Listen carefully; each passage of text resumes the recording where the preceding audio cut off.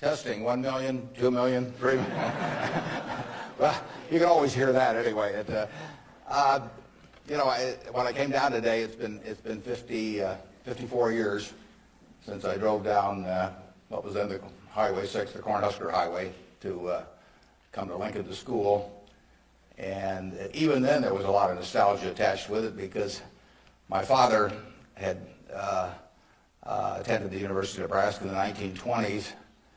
He was editor of the Daily Nebraskan, and one day a young woman from West Point, a student, came in to apply for a job as a reporter on the Daily Nebraskan, and my father not only hired her as a reporter, but he married her shortly thereafter. So both my parents attended here. My grandfather, on my mother's side, was here in the 1890s, and so a lot of good things have happened to me because of the University of Nebraska. I received a terrific education here. I was telling the dean the most valuable thing I learned here, but I learned a lot, but the most valuable was accounting, and we had a wonderful professor named Ray Dean.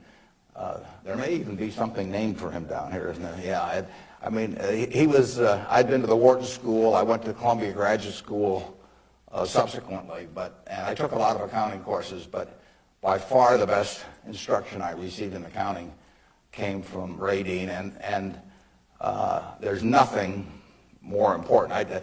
People ask me what they should take in business school, or even if they don't go to business school, what they need to know before getting in business, and I tell them, you have to understand accounting. It's the language. I mean, it's like being in a foreign country without knowing the language if you're in business and you don't understand accounting. So you want to get as comfortable with that as you are with the English language. It's made me a lot of money because I listened to what Ray Dean had to say 53 or 4 years ago and have been able to understand what I was seeing on pieces of paper, what that told me about businesses and the limitations of what it told me about businesses. But that's the way we invest. Yesterday I was in Knoxville, Tennessee, and we bought a company. We agreed to buy a company called Clayton Homes about a week ago. It's a big company in the manufactured home business. We agreed to pay $1.7 billion for it. I made that deal over the phone without ever meeting the people there, but I had seen enough through reading 10Ks, 10Qs, annual reports, but looking at figures, what they tell me in terms of the kind of people even running the place, the kind of accounting decisions they make and so on. I was able to make that $1.7 billion transactions over the phone. Yesterday was the first time I met the people, and their board of directors had actually approved the deal a week earlier.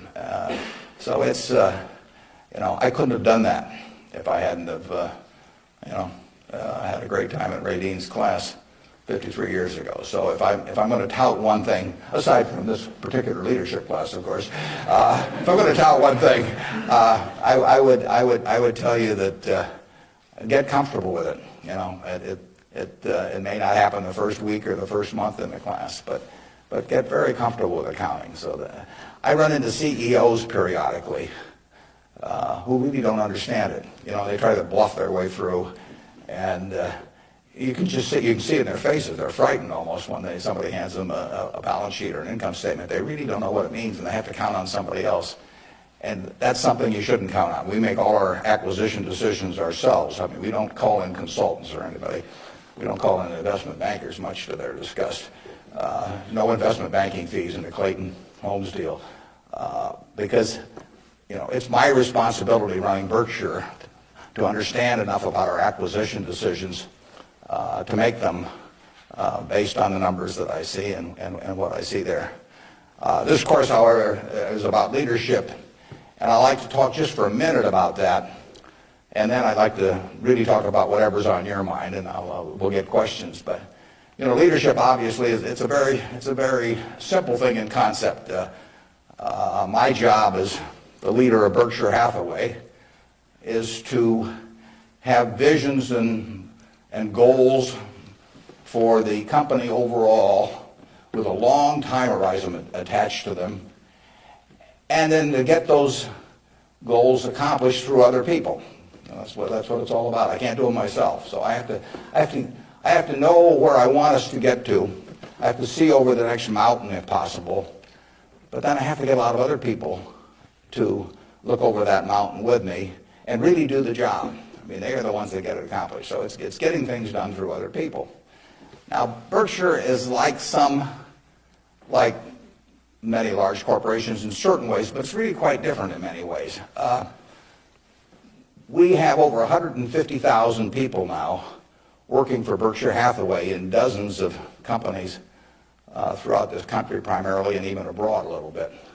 We have exactly 15.8 people in headquarters, and Deb Ray came down with me today, so we've only got 13.8 there today, and we're probably working just as well with those 13.8 as we would if Deb and I were in the office.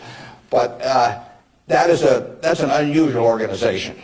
I mean, we have dozens of operating managers, CEOs of their businesses, out there running them today, and they do it without any direction from the home office except for one very limited piece of direction that I give them, which I'll get to in a second. But we have these people, and they're an unusual group of people running these businesses because most of them have sold their businesses to us, and they're very, very wealthy. 3/4 of our managers do not need to work financially. They have no reason financially to work. Probably 3/4 of them are worth at least $50 million, and we have some that are worth in the billions. And yet these people jump out of bed every morning, and work, and they work weekends, and they love working. And why is that? And what's the key to that? Well, the key really is the same reason I keep working. I'm 72. I'm getting Social Security now, so I should be in Florida, pushing shuffleboard around or something of the sort. But I do what I can do, anything in the world I want to do. But what I want to do is run Berkshire Hathaway. Now, why do I want to run it that way? There's a couple things. A, I get to paint my own painting. I go down there every day, and I feel like Michelangelo. They're working on the Sistine Chapel or something. Nobody else may think it's a great painting, but I get to paint my own painting. I do not have people second guessing me. I do not have people saying, why don't you use a little more red paint than blue paint? Why don't you paint a seascape instead of a landscape? I get to do my own thing. It's a form of creativity. It's exactly like somebody feels it's a professional golfer or somebody feels it's a painter. They're not doing it for the money, primarily. They're doing it because they like doing something well, and that it happens to be down the route of their talents. And the second thing I like, frankly, is I like applause. I like appreciation. So I like having shareholders who feel good about what I've done. I mean, I have a 96-year-old aunt, and her husband went to the University of Nebraska too, and she is, she has all her money in Berkshire Hathaway, and she counts on me. And she's out in Palm Springs now, and her whole net worth is in Berkshire.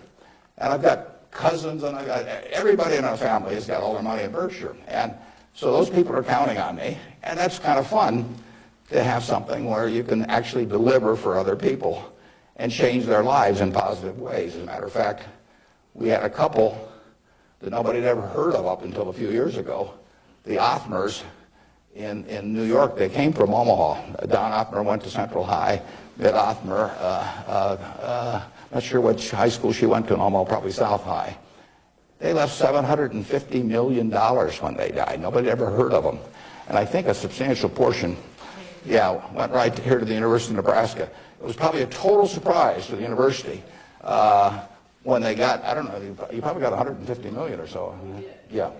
Yeah. Well, you should thank the Othmers, but nevertheless, you see the money, you see good things happening out of it. So it's fun. I mean, it's, it beats playing golf every day or something of the sort. So I say, if that's what turns me on, what's going to turn on these managers that are out there running things like Clayton Homes, or we've got a company, Flight Safety, that trains more pilots than anybody in the world. Flight Safety is run by an 85-year-old man, Al Yulshi. Al started the company with $10,000 in 1951. It now trains 4 or 5 times as many pilots as non-military pilots. as anybody in the world. And he is there at 85, and it's a matter of public record. He's got $1 billion worth of Berkshire shares.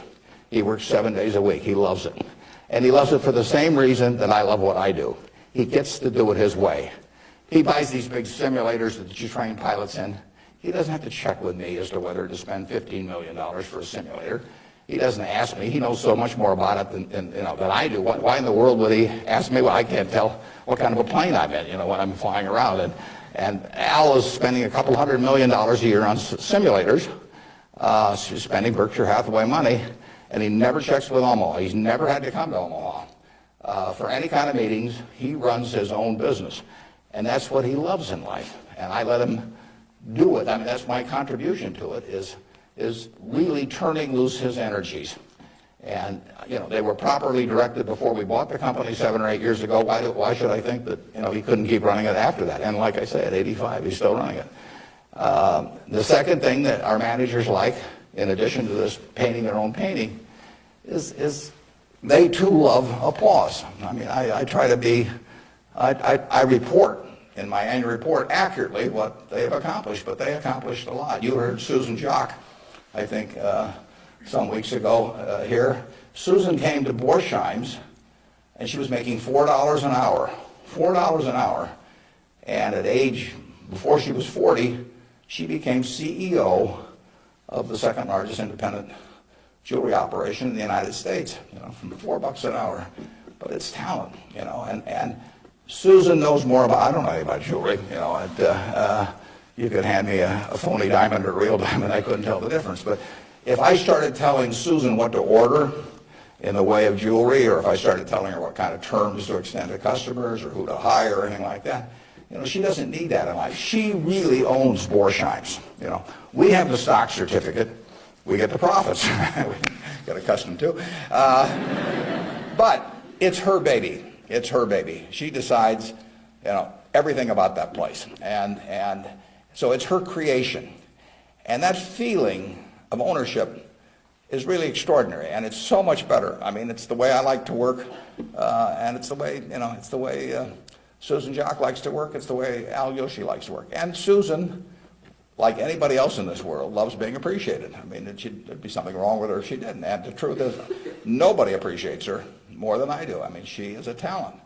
And we are lucky to have her, and we're lucky to have all of these other managers. So leadership at Berkshire really consists of taking a bunch of people who, in a baseball analogy, would be 400 hitters, and just handing them the bat and just telling them to get up their plate and take a big swing. There's very little to it beyond that. One thing I do is I send them a letter. We don't have meetings in Omaha. Some of our managers, there aren't any meetings, and there's no catechism or anything else. Once every 2 years, I send them a letter. This is it. Roughly one and a half pages or so. The only instruction they get from us. They don't send budgets to us. We don't care about that. Some of the companies use budgets, some don't use budgets. We adjust to them. Some of the managers I talk to a couple times a week because they like to talk frequently. Some of them I talk to literally once a year because they don't like to talk to me. And whatever, it's up to them. I adapt to them. The only thing I tell them, and this letter, which went out January 20th, 2003, it says it's been 2.5 years since my last memo. Now, how many big companies do you have the managers out there? Been 2.5 years since they've heard from the home office. It's been 2.5 years since my last memo. Here are a couple things to keep in mind. And number one, and this is number one every time. This doesn't change. It won't change 2 years from now or 4 years from now or 6 years from now. Number one, we can afford to lose money, even a lot of money. We cannot afford to lose reputation, even a shred of reputation. Let's be sure that everything we do in business can be reported on the front page of a national newspaper in an article written by an unfriendly but intelligent reporter. In many areas, including acquisitions, Berkshire's results have benefited from its reputation, and we don't want to do anything that in any way can tarnish it. Last year, Berkshire was ranked by Fortune as the 4th most admired company in the world. This year, we were 3rd in the United States. They just published it. It took us 37 years to get there, but we could lose it in 37 minutes. And that's the message. I mean, we can lose money. It does, nicer to make money, but we'll figure out ways to make money. But we can't lose a shred of reputation, because you don't get it back. And you can. I said 37 minutes, but you can lose it a lot faster than that. You can lose it in 5 minutes. And in fact, I was talking to Bruce coming in, and he did some work around Salomon Brothers, and I went back there 11 years ago because this firm, which had the second largest balance sheet in the United States at that time. It was a preeminent firm on Wall Street. John Goodfriend, who ran it, had his picture on the front of Business Week as the king of Wall Street. And in late in April 1991, he made a fateful decision. It was reported to him that an employee down the line had flim-flammed the U.S. Treasury, had broken some rules, tried to play games with him. And John did not report that fact to the Treasury or to the Federal Reserve or to the SEC or to anybody else. He didn't do anything wrong himself, but he got behind the curve. He didn't report it. The president of the company, Tommy Strauss, didn't report it. If you saw that Katie Couric show on Sunday night on the Central Park Jogger, Tom Strauss was on there, but Tom Strauss ended up losing he was president of Salomon Brothers. John was chairman, John Goodfriend. They didn't do anything. They dawdled. And after a few weeks, the same guy that had committed the terrible acts earlier, on May 15th, he did the same thing again at a Treasury auction. And now they were in this terrible pickle because they had known about this on about April 28th, that this guy was a bad actor, and they hadn't done anything. And now on May 15th, he does the same thing again. And now if they go, they start feeling if they go and talk about it, that people will say, well, why weren't you in here before? So they just kept trying to shove it out of their mind and do other things. And it came within inches of destroying the firm. It destroyed their careers. I mean, John Goodfriend had spent 30 years in Wall Street and had a fine reputation. The king of Wall Street was brought down by one simple act of omission.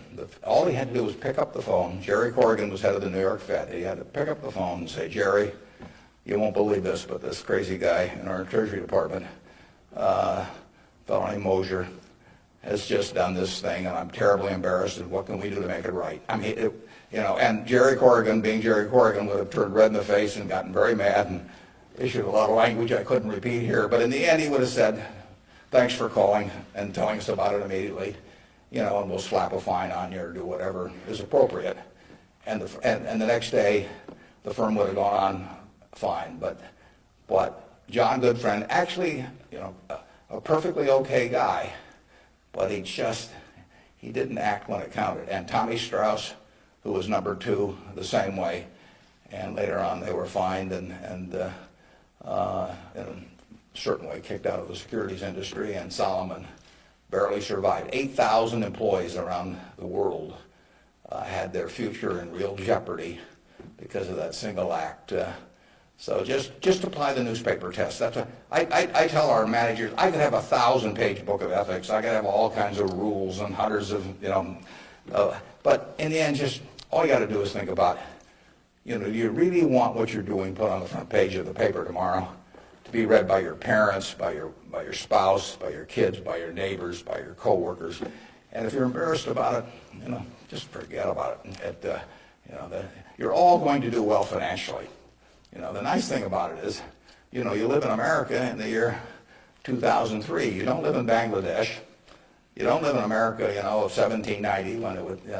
You live in a society which has a GDP of over 10 trillion, and you just pick up the crumbs and you're going to do great.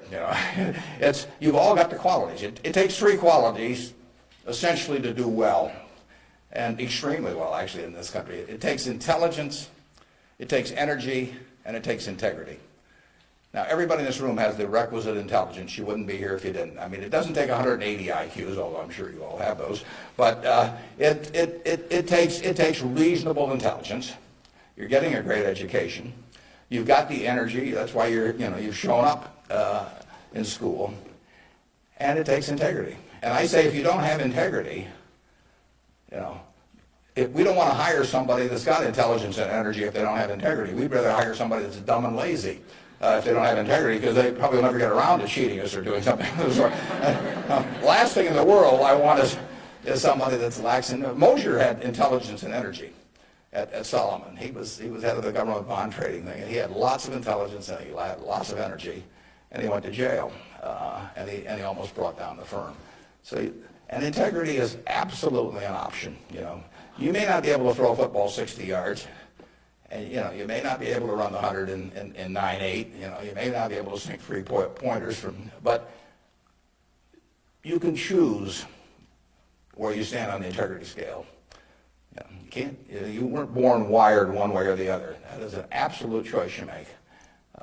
And the heroes I've had in life have been the people that I felt stood out in that respect. My number one hero was my dad, but I've had other heroes, Tom Murphy, Ben Graham, people like that. And the reason I admired them was not because they were the smartest people in the world, although they were plenty smart. And it wasn't because they made the most money. That meant nothing. It's really because I felt they were the classiest people that I ever met in my life. I mean, I saw them behave over year after year after year in a way that I could write their story on the front page of any newspaper, and even in an unfriendly tone, and I could not do anything that would embarrass them in the least. They behaved extraordinarily well. And having the right heroes, is terribly important. You tell me who a 10-year-old's heroes are, and I can give you a pretty good prediction about how they're going to turn out. You want to choose your heroes very carefully, because you're going to look like them at some point, and you're lucky if you've got the right ones. I'll give you an aside, and then we'll get on to your questions. But it's something, you're not parents yet, most of you. But when you're a parent, you are the natural hero of your child. You're this great big thing here. There's two of you great big things, and there's a little tiny child dependent on you and everything. You are the natural hero, and anything they get in school, subsequently, or anything else, they're going to be shaped more by what they see in this behavior of yours toward them than anything that will impact them later in their lives. And if they want you to be the hero, you can destroy that, of course, and you've seen it done many, many times. But actually, if the parents are proper heroes, the child is about 90% of the way home, and you're lucky if you've had parents like that. And you can be that to your children, or you can be something else, and you're shaping that person. It's nice to learn accounting when you get to Nebraska, but the behavior model that you take on is incredibly important. Let's talk about what's on your mind now. You can ask tough questions. It's more fun for me, and they can be about business, they can be personal, they can be political. You pick it out. And. Good morning. When you were rejected from Harvard Business School, is obviously somewhat of a failure in your mind. How do you adapt to your failures in life to make you more successful? Yeah, well, that's a very good question. How do you turn failure into a plus? And it's true. When I was at the University of Nebraska, one day I was reading the Daily Nebraskan, and it said in room 300 or something, at 3 o'clock, there will be this panel of 3 professors here at the university, and they're going to award the Nathan Gold Scholarship. I don't know whether you still have that around. And at the time, it said it would give you $500 to go to the graduate school of your choice. I don't know whether it's changed in amount, but that was it. So I read this, and I went there to this room at 3 o'clock that day, or whatever it was, and I walked in the room, and there were the professors, and I was the only student that showed up. I mean, it really got to them. I mean, they were stuck. They kept waiting and looking at their watch and hoping there would be more candidates, but no one came in. So I won $500 by default. And those are usually my biggest triumphs when nobody else shows up. And so here I was. I had $500 to go toward it wasn't limited. It was any graduate school for a master's degree. So I applied to Harvard. My dad wanted me to. And I shortly heard from Harvard. And they said, go to Chicago and meet this fellow who interviews applicants from the Midwest. So I got on the train, and that's what you did in those days, and I spent about 10 hours on the Burlington going to Chicago. Then I transferred to another little interurban train to go up to this country day school where this fellow was the headmaster, and he was the big interviewer for Harvard. And I got there, and after about 10 minutes, he said, better think about something else. But, he come back later on. I was 19 at the time, and I looked about 12, and I acted about 8. It was not a great combination. So he said, forget it. So I took the little interurban train back to Chicago, and I took the 10-hour train back to Omaha. And all the time I'm thinking, what do I tell my parents? It's kind of embarrassing. But it was the luckiest thing that ever happened to me. Because if I'd gone to Harvard, I would have gone to a 2-year business school. I instead applied to Columbia, where I could graduate in 1 year and get a master's degree. Luckily, that by the accident of it and being in the Nebraska National Guard, which did not get called up for the Korean War, I missed going in the Korean War. I got to meet Ben Graham, which had an enormous effect on me subsequently. And I probably got my wife that way because she was going to Northwestern. And I was able to put on sort of a full court press because I got out in 1 year. And otherwise, she'd have met some other guy. I mean, I got her before the competition showed up. And so it worked out wonderfully. It couldn't have worked out better. And that's been my life, basically. I mean, things, you will get some disappointments, but the future is what counts. It'd be fun if I knew every decision I was going to make was going to be perfect. It would not be as much fun. It'd be like playing golf and knowing you're going to hit a hole-in-one on every hole. You wouldn't play golf if every time you got on a tee, you just took a swing and the ball ended up in the hole. It'd be fun for a few days. You get on TV, but the game would not be any fun. So it's failure, and I wouldn't even consider them failures, but they're mistakes or whatever you want to call them. They're part of the game, and in the end, you go on, and we've made plenty of mistakes in business. We'll make plenty more, and the Babe Ruth, and for a long time, it subsequently got eclipsed by a few fellows, but he held the record for strikeouts. So held the record for home runs and was the highest paid baseball player until the modern era came along. So it's part of the game. If you take big swings, you're going to miss sometimes. But the Harvard thing, you'll get a kick out of this. They invited me back to the 25th anniversary of this class to talk to them, and I went back. It was kind of embarrassing because this was the 25th reunion, and the class was talking about the next 25 years to these alumni that were back after 25 years. And my job was to talk about the next your financial future in the next 25 years. This was in, whenever it was, in the mid-70s.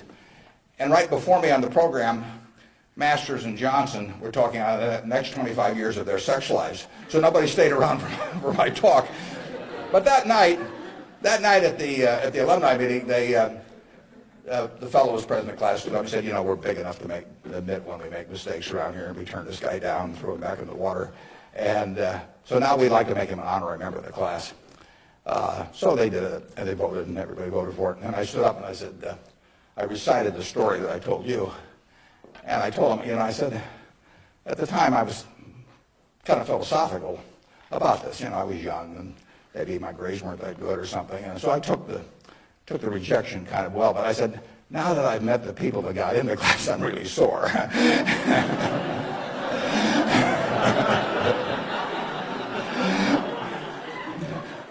Okay, who's next? Yeah. You can ask it, I'll repeat it. Okay. Yeah. I guess my question to you was, after you're dead, how do you want to be remembered, and how do you go about in your daily life ensuring that you're going to be remembered in that way? Yeah, well, really, I only want the minister to say one thing at my funeral.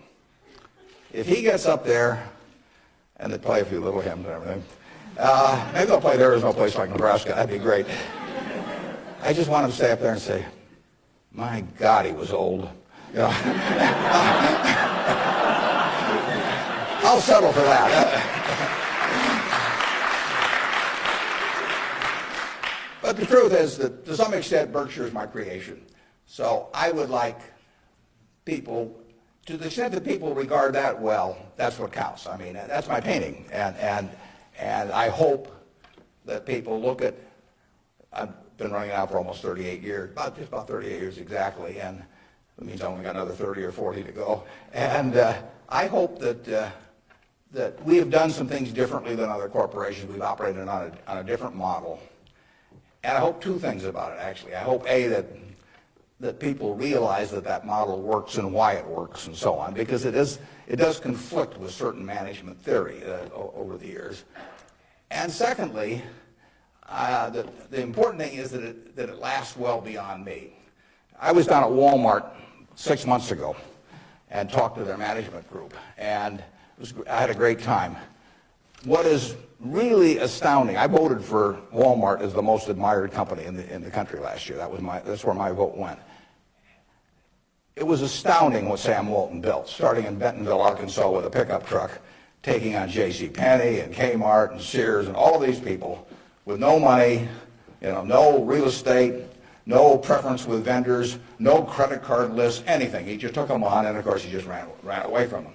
But the really impressive thing about Walmart is that Sam died about 11 years ago, and there had been no momentum lost. I mean, what he instilled in that company, nobody else could have built it like Sam, but David Glass first and Lee Scott now as the CEO, they have kept that company with its special culture going at full steam ever since. And that's really what I hope happens with Berkshire, and I've tried to think about ways to make that happen. But the real test will be if 10 or 20 years after I die, that the special culture that I think is part of Berkshire is not only just as strong as ever, but even stronger. We have a situation at Berkshire where in 38 years, we got all kinds of CEOs out there running all kinds of businesses, 3 or 4 of them in Omaha. We have never had one CEO ever leave us, period, to go someplace else. I mean, I don't know that there's any place like that in the country. So it's been and we've never issued a stock option. You read in the papers that you got to have stock options to attract quality people, all that sort of thing. I mean, we've never had a share of them, and in the end, I don't know how many dozens of managers we're talking about, but no one has ever left for another job, and some have been offered way more money. In fact, Ajit Jain, who runs our reinsurance operation, probably could have increased his income 10 times, tenfold. Now, he's already making many millions, but tenfold. But he doesn't want to leave. And that is the culture that I hope we can maintain, and that's what I'd really like to be. If I've done anything to contribute to that, continuing after I die, that would be terrific. Of course, I actually plan to keep managing Berkshire after I die. You have to understand that. I have given all the managers Ouija boards, and I've got these dark rooms they're going to go into, and I'll be there. Mrs. B at the Nebraska Furniture Park worked till 103 at Berkshire, and she's sort of our examples. And then she took off from work, and she died the next year. So it's very dangerous to quit as early as that. Yeah. Am I supposed to be calling on these people? Okay, good. How do you determine via your personal finances what organizations or foundations you give your money to? On personal finance, how do I handle them? Or? How do you determine where you make your donations?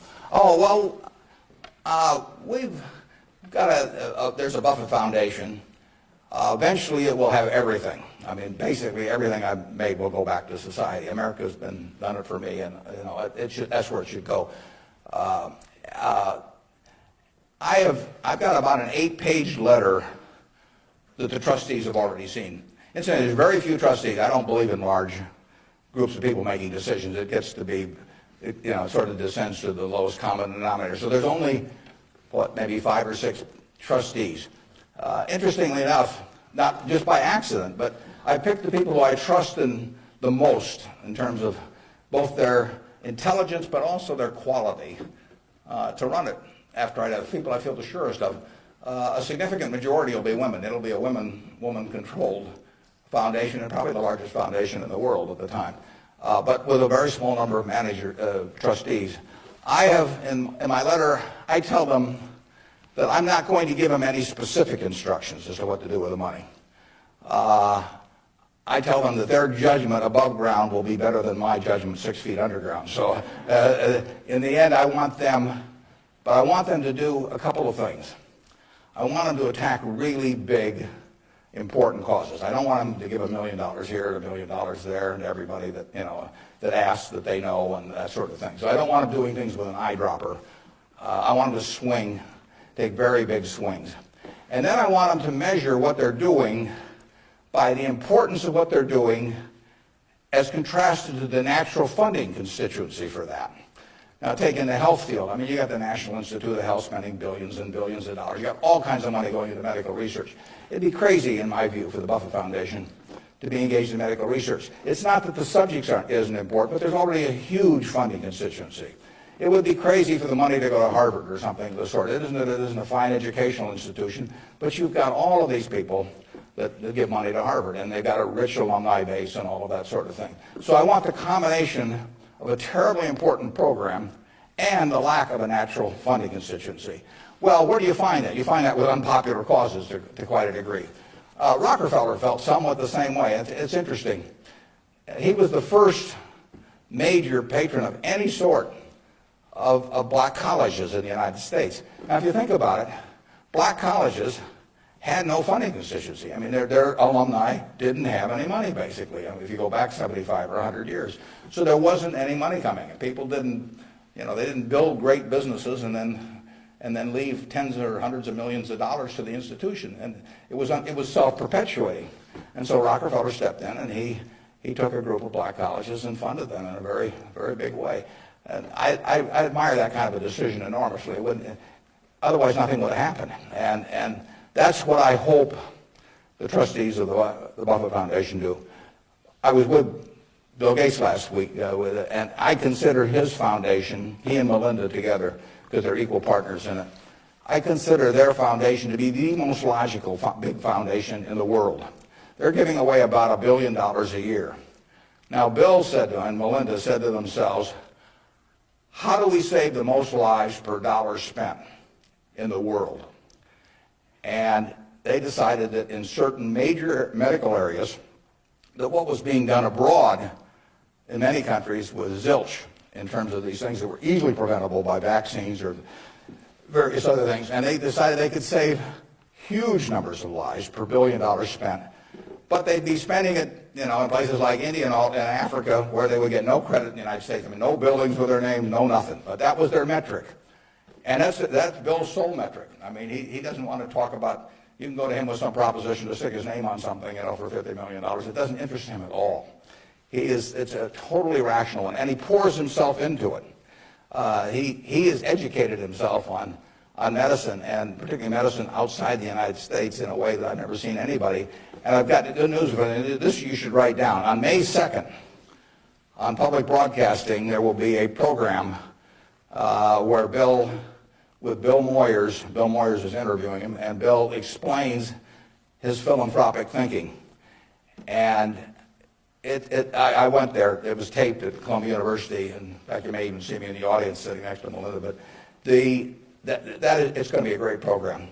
They took about an hour and 20 minutes, and it's going to get edited down to 56 or 58 minutes. But you will hear as cogent an argument for rational philanthropy on that program as you'll ever hear in your life. So it's interesting. That program came about because about 2 years ago, I asked Bill a question at a group I get together, something akin to what you asked him. I asked him to talk about the evolution of his philanthropic thinking.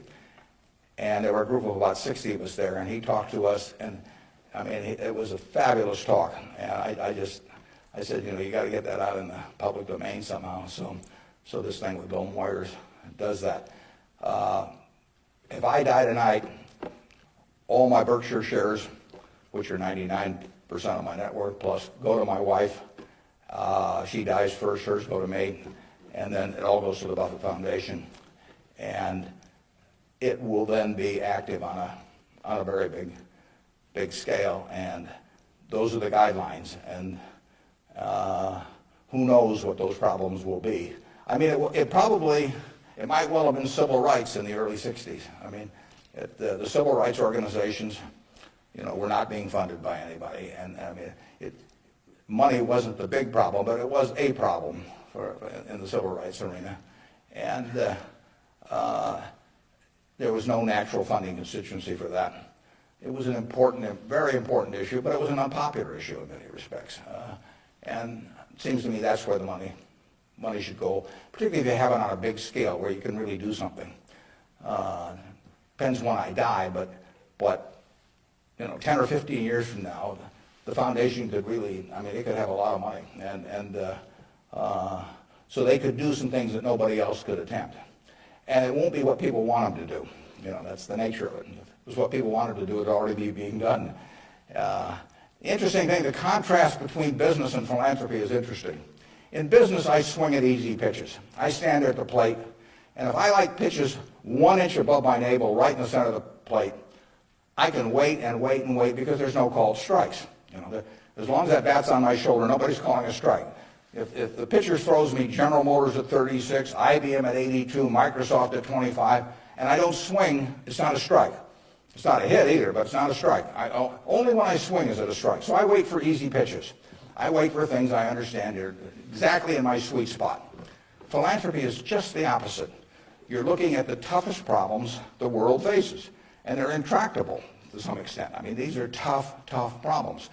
And they have resisted the utilization of money over the years, and that's what makes them tough problems. The problems you can solve with money are the easy ones. It's the problems you can't solve with money.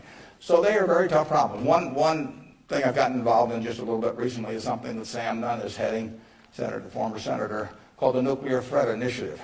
And essentially, Sam Nunn, who is as well informed as anybody in the world on the subject and articulate and everything, is working on the problem of the nuclear materials and or nuclear talent that exists around the world that might become available to terrorists or to governments to impose on the rest of the society. And there are vast amounts of uranium and lesser amounts of plutonium, and there's a lot of unemployed Russian scientists and so on. So this is something that Ted Turner actually set up a couple of years ago and got Sam to handle. And because AOL Time Warner stock, which was being used to fund it from Ted, has gone down a lot in price, they run short of money. So that's something I'm involved in. And it doesn't, it's not something that has any popular appeal. You can't send out something and get hundreds of thousands of people to respond. But that's the kind of thing that I think the foundation should be doing. Yeah. With the government possibly considering eliminating double taxation on dividends, would you ever consider declaring a dividend on your stock? And what kind of decision-making process do you go through when you're looking at those businesses? Yeah, the question is, with the government considering eliminating the double taxation on dividends, would that change our attitude at Berkshire toward paying dividends, and what sort of decision-making framework do we have about whether we pay dividends or not? Berkshire, I took it over in 1965, and we paid 10 cents a share one year. It happened in the late 60s. I can't remember it. I blocked it out of my mind. I must have been in the men's room or something, because that was the only dividend we paid. The determination is very simple on dividends, is can we retain $1 or $1 billion, or whatever the amount is, of earnings, and have that dollar become worth more than $1 in immediate present value. Now, even though it may not get used for a few years or something of the sort. In other words, is that dollar worth more than $1 if kept in the business? Forgetting about taxes entirely. Let's assume a total tax-free society in terms of dividends. And the answer to that so far has been yes. We have kept the dollars that we've earned and we have created more than $1 of market value for every dollar we've retained. And as long as we can do that, it's silly to pay out $1, even if it's not taxed, and put it in my pocket, where it's still only worth $1 if I can create more than $1 worth of value in the stock. So we have done that now for a lot of years. It doesn't mean we can do it forever, but we've done it for a lot of years, and that is the test. And you will find in the back of the Berkshire Hathaway annual report, which we'll be glad to send to any of you, it's on the internet also, but you'll find in the back of the Berkshire report something that isn't in any other report that I know of. It's something called the Economic Principles of Berkshire Hathaway. That's been in the report every year now for at least 20 years. And those principles don't change. That's why they're principles, and it's why I'm willing to lay them out. I mean, if I act in conflict with those principles, I expect the owners to, to call me on it. But I look at the investors in Berkshire as my partner. Now, I'm the managing partner. They can't, because I own so much stock, they can't do much about me. So they ought to know what the game is if they join us. And that doesn't mean everybody wants to join us, but they ought to know what the rules are. Just as if you and I were starting a partnership and I was going to run it, you'd want to know, how we were going to conduct business and what my thoughts were and what my time horizon was. Would we ever sell? Would I make distributions? All that kind of thing. So those principles cover this point you raised. I don't forget what's the third or fourth one or something like that, but it's explained there, and I want people to I want our owners to understand it. I mean, I look at every owner when I write my annual letter to shareholders, which takes me an ungodly amount of time. I mean, it's miserable, but nevertheless, it's important because it is the one time a year I'm talking to my partners. And when I started out, I actually mentally put Dear Doris and Bertie, because those are my sisters, and they have all their money in Berkshire. They're smart, but they're not financial types. I mean, they're not spending their time on that. And I essentially want to be talking to them as bright people who don't know a lot of financial jargon necessarily, but they're interested enough that they'll read a lot because they got all their money in it. So I don't have to worry about keeping it short or anything like that. If I'm talking about their money, I've probably got their interest, and I take that off at the very end, and then I take off Dear Doris and Bertie, and I put it to the shareholders of Berkshire. But I want to tell them exactly what they're in. I want it to be just as if our roles were reversed. That's always the test. If Doris and Bertie were running the place, and I was living in Carmel, California, like Bertie is, what would I want to hear from them, the managers? And one of the things I want to hear is just exactly the question that you asked. What is your attitude about distributing money from the company? Because I get to make that decision along with the board of directors, and they don't. And some managements withhold money that really belongs to their owners because they like building a kingdom. Some of them, do it out of fear or anything like that. I think I'm doing it for a rational reason, and I want to explain that reason. And I tell them how to test me on that too, because I think I should be tested. And it's a very important relationship that really has deteriorated over the years, in my view, between management and owners. I mean, you've seen in the last 10 years a slippage, in my view, of the behavior of American CEOs. I mean, obviously, all kinds of exceptions, but it's very interesting because they're not crooks or anything, most of them. There's a few, and they've gotten a lot of publicity lately. But nevertheless, they have behaved as most humans do. They've sort of picked up the behavior of those around them. That's why it pays to hang out with people better than you are. I mean, if you hang out with people better than you are, you'll become better yourself. Everybody behaves better that's around my wife. I mean, even including me, starting from a low base. But she just has that effect on people, and other people pull you down. I mean, when I was in the National Guard and we would go to camp, in about an hour I was reading comic books. Pretty soon everybody's reading comic books.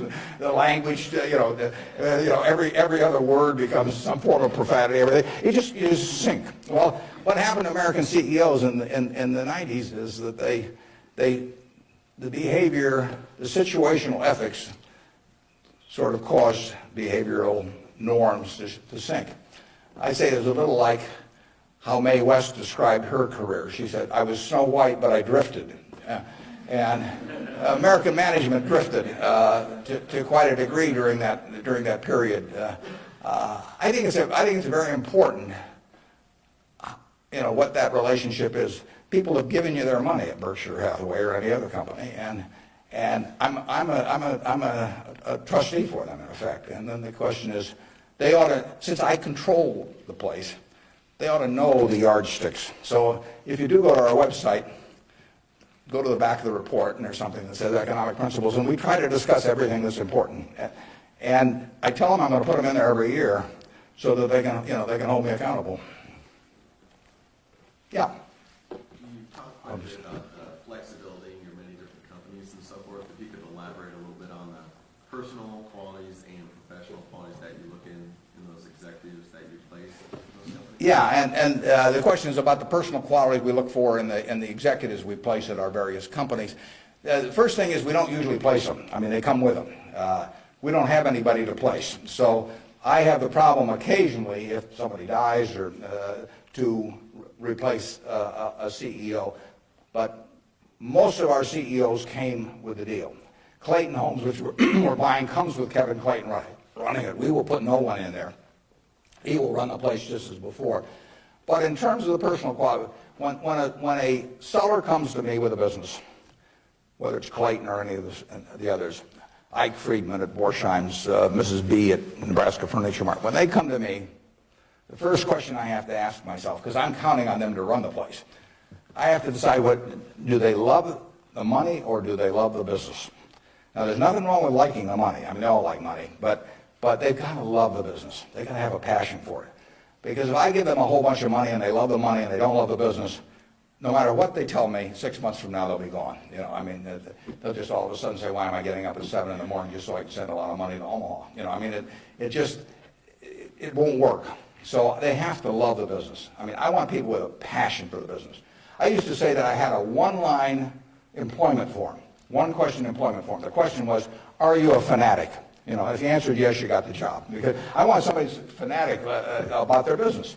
I mean, you want people that love teaching if you're in a classroom. If they don't have the passion for it, it doesn't work very well. So now, if they've got the passion, and our managers do, but not everybody would.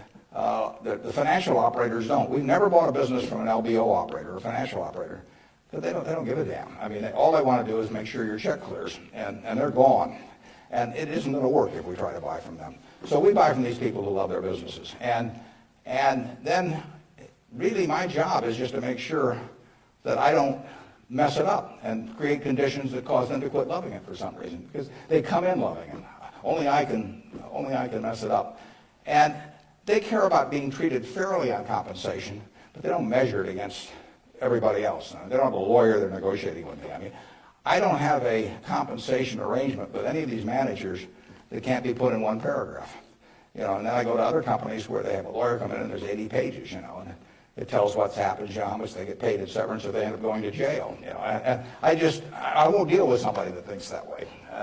And that's fine. There's a self-selection process in terms of who comes to us. There's this invisible filter out there that causes the Claytons of the world, the Al Yoshis of the world, the Ike Friedmans of the world, the Mrs. B's of the world to come to us. When I made the deal with Mrs. B in 1983, Mrs. B had another offer from somebody else that was somewhat higher, and she just said, I don't care. She only owned 20% of the company. She had 4 children, they each owned 20%. She told them, I'm selling to Mr. Buffett. She always called me Mr. Buffett up till when she was 104. In fact, when I'd walk in the store, she'd say, here comes my new young boyfriend, which I don't get that a lot of places, I can tell you. But she built this thing. She came over here in 1921 or 2. She landed in Seattle with a tag around her neck. She couldn't speak a word of English. Said Fort Dodge, Iowa. She couldn't communicate. She just had the tag. The American Red Cross got her out to Fort Dodge. And for 2 years, she got no place because nobody spoke Russian, or Yiddish, actually. And so she moved to Omaha just to be around some other Russian Jews who she could at least talk to. She learned the English language when her oldest daughter, Frances, would go to school and come home at night and teach her the words. And she started out and she started sending $50 at a time over to Russia to bring her siblings. She had 7 siblings, and her mother and father to get them over here. After 16 years, She brought all the family over. She saved $500 in 16 years, peddling used clothing, whatever. And she started in the rest of the furniture market at $500. And it's now the largest home furnishings complex in the world. And it all came from the $500 and a very, special woman. And can you imagine building something like that and selling it, to some financial operator who's going to resell it, and try and go public with it a couple of years later? And it meant something to her. She wanted it to continue like it has continued. And those are the kind of people we want to attract. It isn't so much me selecting them, it's them selecting Berkshire. I mean, that's the key. And frankly, we've gotten to that position in this country where the people that do care about their businesses, good-sized businesses, there's no second choice besides Berkshire. We get them. They come to us. We had a woman, Doris Christopher, come to us last year. Doris Christopher, in 1980, had 2 little girls, lived in Chicago, lived in a probably $20,000 house, and she and her husband both worked. She's looking for something to do to make a little extra money. She thought about catering and decided that it would take her away from the kids too much. So she decided that what she knew best, though, was she'd been a home ec teacher. She knew cooking, and she knew the kitchen and what was useful to people. So she borrowed $3,000 on her life insurance policy. That's all she had. She went down to the merchandise mart in Chicago and said, what's the least amount of this utensil or that utensil a manufacturer would sell? Usually a dozen. And she took them home, and then she had the idea that she would hold these parties, essentially, in people's homes. And so she arranged with a woman in suburban Chicago to hold the first party. She almost turned back. She started driving there. She thought, oh, they'll laugh at me, and I'll knock the stuff over, and they won't buy it. What you do. She's very unsure of herself. But she went there. She sold, I think, $175 worth of goods that night. She sold me her business last year, and that business made $140 million pre-tax from this $3,000 investment. That woman had a passion for her business, and she understood her customer, and she loved her customers. She loved the people that worked with them. She got 67,000 associates. It's called the Pampered Chef. Some of you may have been to a Pampered Chef party. Almost 1 woman out of 10 in the United States bought something from us last year. And now, unfortunately, I have to acknowledge that she probably didn't understand accounting that well, but she understood her customer, and she understood people, and she likes people. I met her one time, but when she wanted to sell her business, there wasn't anybody else to sell to as far as she was concerned. She came to Omaha. We made a deal in a few minutes. We made the compensation deal took us 15 seconds. She's running the business. I've never been there. They're in Chicago. I hope they're there. I mean, we paid a lot of money for this. I mean, someday we'll buy a business and there'll just be some guy in a closet someplace saying, what figure shall I send Warren this month? But I've never been there. I've met her and I've seen the results of what she's done, and she is in love with the company. Yeah. How do you intrinsically value the businesses that Berkshire acquires? How do I value the business that Berkshire acquires? Well, the first thing I have to decide when somebody calls me is valuing this business within my circle of competence. I don't know how to value Microsoft. I don't know how to value Oracle. I mean, if Larry Ellison calls me or Bill Gates calls me, and they don't. But if any of those, I don't know, or biotech or anything, I wouldn't know how to value it. I just, I'd wish them well and tell them, I think it's worth twice as much as they think it is, but I'm just not in the mood to buy it today. I don't know. So it has to be within my circle of competence. My circle of competence is, businesses I can understand. And when I say understand, I don't mean understand how to use a computer or not use a computer in terms of a computer company. I mean understand what the economic characteristics of the business are and what the company's really going to look like in 5 or 10 or 20 years. Bill Gates will tell you that if he were investing, he would buy Berkshire rather than Microsoft because it's so much easier to understand what our businesses are going to look like, whereas he's in a business where you're going to really have to be doing things differently over time. So I know that Wrigley's is going to be the #1 chewing gum in the country. I know Snickers is going to be the #1 candy bar in the country 10 years from now. It's been the #1 candy bar for 40 years. You don't have to be very bright to understand that when people lay out 50 cents for something that they stick in their mouth, that they're not about to experiment. I mean, we try to look at businesses we can understand. Now, I got a call a year and a half ago from a fellow, I never heard of him, in Denver. His name was Craig Ponzio. Craig called me up, and never heard of him, and he said, I've got a business that's your kind of business, and I want to sell it. Here's the reasons. Happen to do with health, and although I don't pay much attention to the reasons, and he said, it's the leading company by far in the custom picture frame business. And he said, let me tell you why it has what I call durable competitive advantage. That's what I call durable competitive advantage. He said, let me tell you why it has it. He said, there are 18,000 people that frame pictures in the United States, little mom and pop operations. Every town, Lincoln will have a half a dozen, Alma will have a dozen, and they frame pictures. I go over to get a picture frame, I hand it to somebody, I say, I follow their judgment. I say, biggest thing I want is I want a good-looking frame, and I want it back soon. I want quick delivery. Well, with 18,000 people in that business and a zillion kinds of picture frames, nobody can carry a big inventory because they don't do that much business. I mean, it's not Walmart or something of the sort. Craig Ponzio graduated from a little school up in Wisconsin, went to work in a tiny little firm that made these things.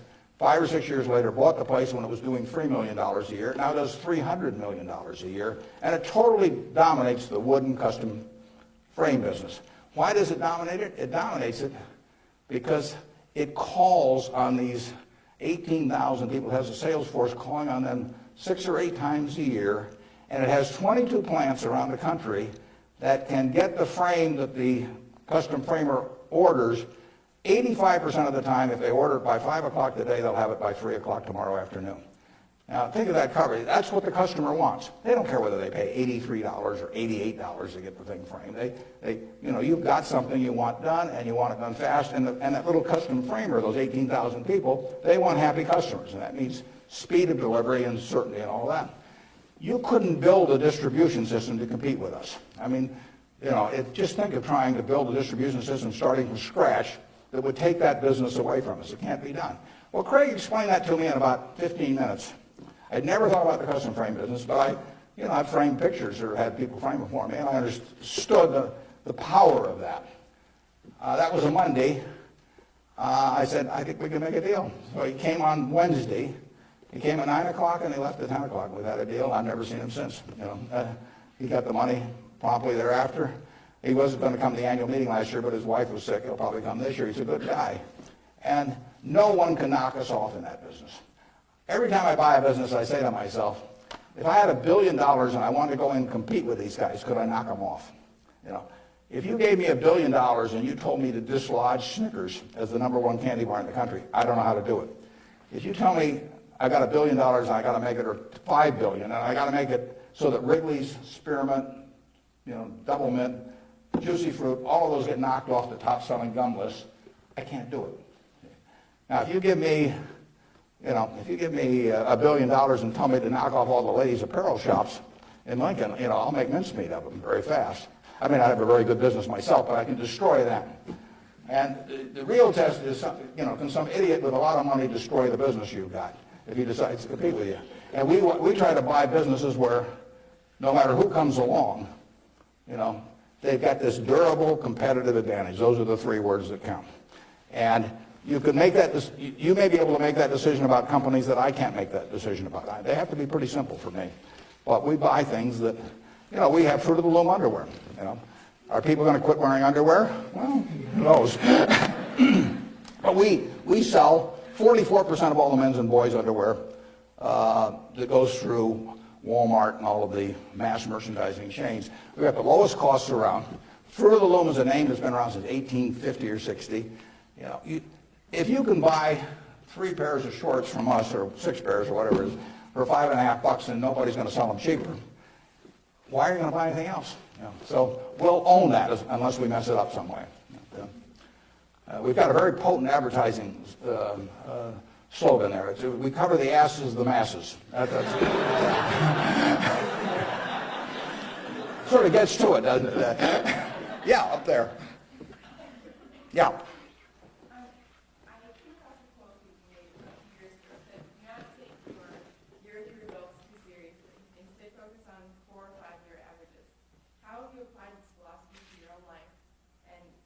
Examine your successes in your personal life based could you repeat that just a little louder? I think I got most of it, but try me again.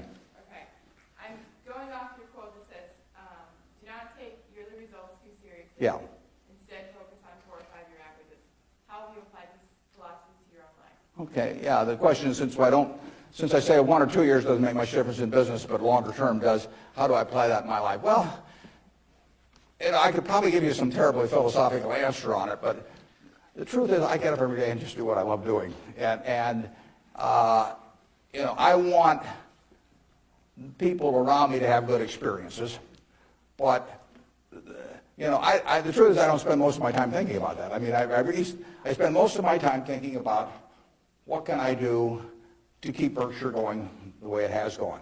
But I will tell you how to apply that, and it works reasonably well, I think, at Berkshire because we get this self-selection of people to join it. I mean, we have created a working environment where in 38 years nobody's left that runs it. So I do feel good about that, obviously. I feel good about the results of the investors and, the Hoffners and those people. I mean, actually, I think a fellow may write a book about what's happened with all the money that all these different people have made in Berkshire.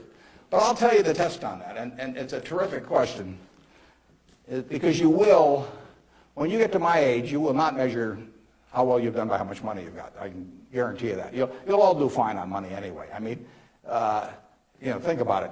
7 hours a day, you're in a bed. You got exactly the same mattress I've got. If you don't, we'll sell it to you at the furniture mart. We're on a parity. I can't outdo you, in terms of my sleeping enjoyment. You can match it by buying this mattress, which we'll give you a special price on. Just mention my name. We eat at the same places, We eat at Dairy Queen, particularly if you're in my position because we own it. But we eat at McDonald's and Burger King, and when I leave here, I'll stop by a fast food place on the way. So our eating experiences are the same. We travel the same. I mean, I had a 10-year-old car up till about a year ago, and it just doesn't make any difference to me. They all work. We live in a place that's warm in the winter and it's cool in the summer, and we watch the Super Bowl on big screen TV. You do it, I do it. We dress more or less the same. I mean, I pay more for my clothes, but they look cheap when I put them on. So we're really on a parity. Yeah. So the money isn't going to be that big a deal. Everybody in this country is going to, with the intelligence this group has, the energy you have, you're going to do well. So what's the difference? What really counts? Well, I would say that you will measure. Health is enormously important, and that's a matter of a fair amount of luck. I mean, so I'm not shortchanging it. I'm just saying you can't do too much about that. But you will measure your success in life by how many, and extent, whether it's the people you want at 70 or whatever the age may be, you'll measure it by how many of them really love you, in the end. I mean, you can't buy love. I mean, it doesn't work. You can buy sex. You can buy testimonial dinners, you can buy your name on buildings, you can do all kinds of things. But the only way you get love is to be lovable. It's kind of irritating, actually. If you got a lot of money, it'd be more fun to just write out a check for $1 million. So everybody, from now on loves me. But it doesn't work that way. And in fact, the only way is to be lovable. And I've got this friend who came out of Auschwitz and had at least one member of the family die there. And what is it now? It's 60 years later. She still, when she looks at people, it's a Polish Jew, when she looks at people, the question she asks herself in determining who she really trusts as friends, the one question in her mind is, would they hide me? Now, when you get to be 70, if you've got a lot of people that would hide you, you've had a successful life. I know people who have a tremendous amount of money, no one would hide.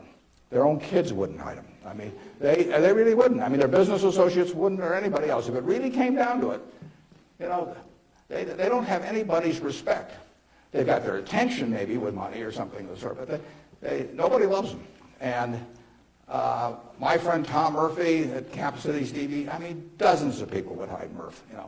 All kinds of people would hide my wife.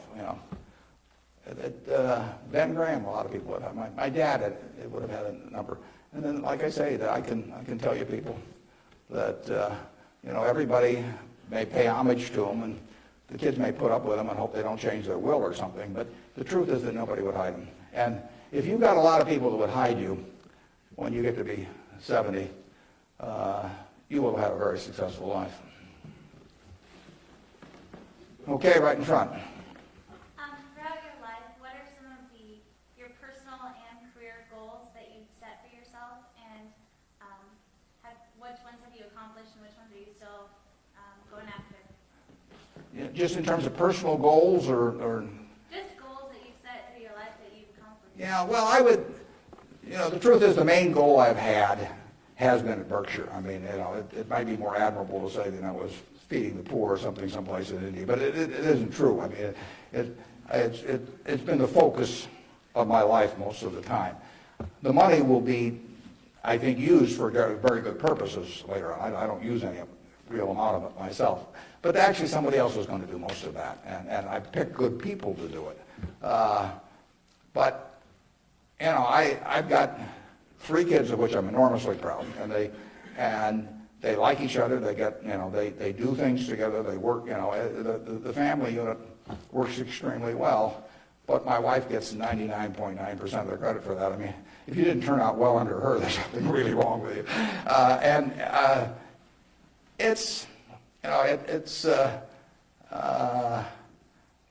a life that's a lot of fun, but I do what I enjoy doing. I play lots of bridge on the internet because I like to do that more than anything else. I used to do way more reading. I do a lot of reading, but I used to just read all the time. Now I spend 12 hours a week on the internet playing bridge, and it's great.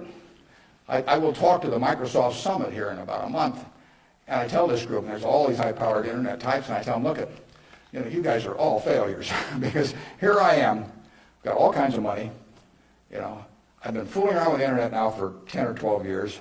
I spend 12 or 14 hours a week on it, mostly bridge, but I do, the Google searches, and if I'm writing a talk, I look up all kinds of information on it. I read the New York Times, the Wall Street Journal, 10 o'clock the night before, and all these things. And you guys are getting exactly $120 a year out of me. I mean, that is a failure. They have not figured out how to get any money out of me. And I gave this talk last year, and this year I'm going to go back there and say, you've made no progress at all. It's $120 last year, it's $120 this year, and in between I've had 600 hours of enjoyment and learned all kinds of things. So I do enjoy, that. I enjoy that more than anything. Now, when I was young, I thought I had a lot of money. I'd own a professional sports team, and I'd play golf all the time. Maybe have my own private golf course, and all kinds of things.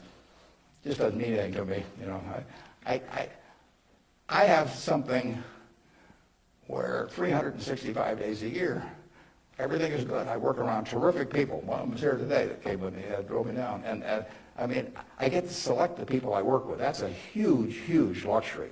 I mean, literally, just think of if you had to work for a boss you couldn't stand, or work around people that cause your stomach to churn. It's just it'd be miserable. So the ultimate luxury really is doing something every day that you love doing with people that you love doing it with. And I've got that, by accident to some extent. I say if you take on a job just to make a lot of money and it causes your stomach to churn, and you go home at night and kick the dog and all that sort of thing, that's a little bit like marrying for money. It's probably a bad idea under any circumstances, but if you're already rich, it's crazy, right? I mean, if I marry for money, I would have my head examined. And what's it going to do? And so it is, and we're lucky in this country. I mean, we won what I call the ovarian lottery when we were born in this country. It was 4 times or likely you would have been born in China, just about as likely you'd have been born in Bangladesh. You're born in the greatest society in the world, so make the most of it and have a good time. Let's see, who's had, okay, up there. You 2 guys are next to each other, you can fight it out. What has, whether it be professionally or personally, kept you and your business in Omaha or in the state of Nebraska? Well, that's a good question. Why do I stay in Omaha? Well, I love it. And,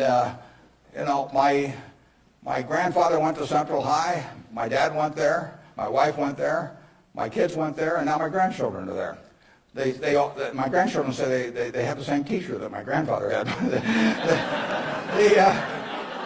But there's continuity, there's friends, there's all kinds of things. I mean, there's no disadvantage to being in Omaha. I mean, I like New York when I'm there. I've got a house in California, and I get around some, but I can't imagine anything better. I mean, You know, what doesn't it have? I have a home. I've never sold a house in my life.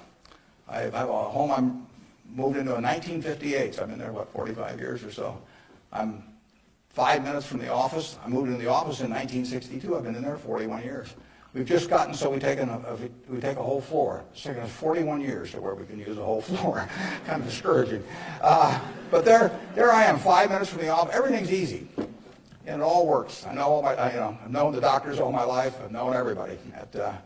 I feel connected. My aunt taught in the public school system in Omaha. I named a scholar prize that I give after her. But I mean, it all means something. And I've lived in New York for a couple of years. I lived in Washington, D.C. for some years. I never felt that kind of connection at all. So there's absolutely no disadvantage. I get the same information. Actually, with the internet and, and Bloomberg and all that, no one can get any information any faster than I can get it. And there's just no downside. And I think it's been a terrific environment for my kids to grow up in. I mean, my kids have grown up in a neighborhood, perfectly normal neighborhood. I mean, no fences around it, no golden ghettos or anything of the sort. They've gone to an integrated public school. School that's probably had between 20 and 30% black students for 75 years. They have great teachers. I mean, I think that, part of education is a total life experience. And I think it's great that we have a good public school system in Omaha. If I lived in Washington or Los Angeles or New York, I'd have to send my kids to private school. I wouldn't want to do that. I'd do it because I wouldn't send them to a vastly inferior school just to prove some point.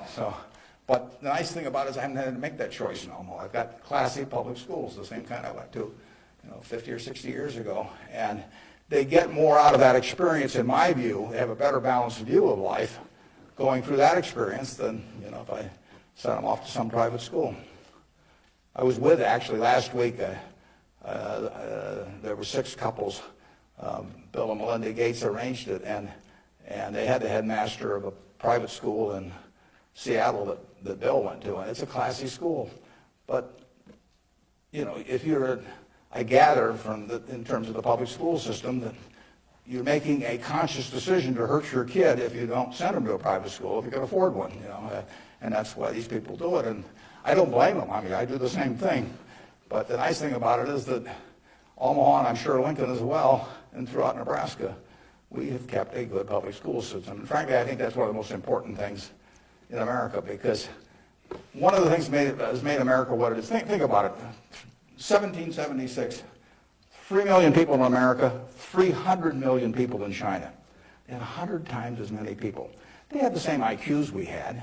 They had the same physical abilities and all that sort of thing. They had a culture that went far back. They had lots of natural resources. We didn't know about it then because we didn't have oil and they didn't have oil, but we both had oil in the end. Coal, all these things. Educational institutions that far surpassed ours at the time. And now we end up, 230 years later, we end up with, 36 or 7% of the world's GDP, from those 3 million people. Something about the system really works. Now, I think one of the things that works about it is we come closer to equality of opportunity than any major country in the world.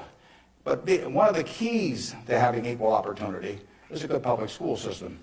If you have one public school system for the rich and one for the poor, you do not have equality of opportunity. It's really one of the top things on my list. And when I got asked about, what you can do with money, I think that anything that creates equality of opportunity, right from the word go, I'm talking about from when you're 5 years old, and actually my daughter's working on something that goes back before that, but anything that creates equality of opportunity is what's going to keep, America the kind of America that we have now. It's vital, and there's nothing more important than that than having a first-class public school system.